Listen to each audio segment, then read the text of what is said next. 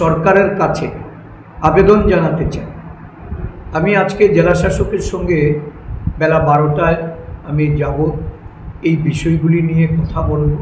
অবিলম্বে শহর সংস্কারের ক্ষেত্রে বিলোনিয়া শহরের তার জল নিষ্কাশনী ব্যবস্থা থেকে শুরু করে বিভিন্ন রাস্তাঘাট বা প্রণালীর ক্ষেত্রে, কারণ বর্ষার জল জমাতে বাড়ি ঘরে এই প্রণালীর জল ঢুকে গিয়ে একটা অস্বাস্থ্যকর পরিবেশ, যার থেকে মহামারী বা অন্যান্য ধরনের জলবাহিত রোগ এগুলি ধীরে ধীরে এগুলি সৃষ্টি হবে এবং মানুষকে এই ধরনের একটা অস্বস্তিকর পরিবেশের সম্মুখীন হতে হবে। এর থেকে পরিত্রাণের জন্য জেলা শাসকের পক্ষ থেকে উদ্যোগ গ্রহণ করা, বিলোনিয়া মিউনিসিপ্যাল কাউন্সিলে তাদের কাজকর্মের প্রতি মানুষের একটা দীর্ঘ ক্ষোভ, এই ক্ষোভ প্রশমিত করার ক্ষেত্রে একটা দুর্নীতিগ্রস্ত প্রশাসন এই বিএমসিতে বিলোনিয়া মিউনিসিপ্যাল কাউন্সিলে যারা বসে আছে তাদেরকে সরকারের তরফ থেকে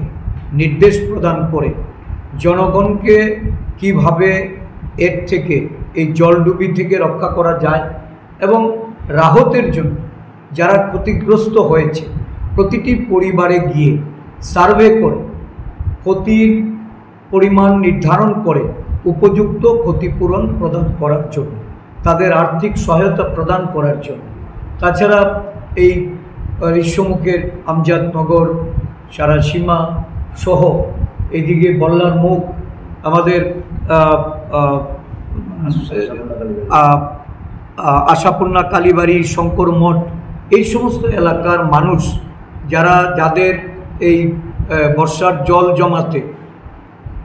বাঁধের যে কাজ আমরা এর আগেও এই বিষয় নিয়ে রাজ্যের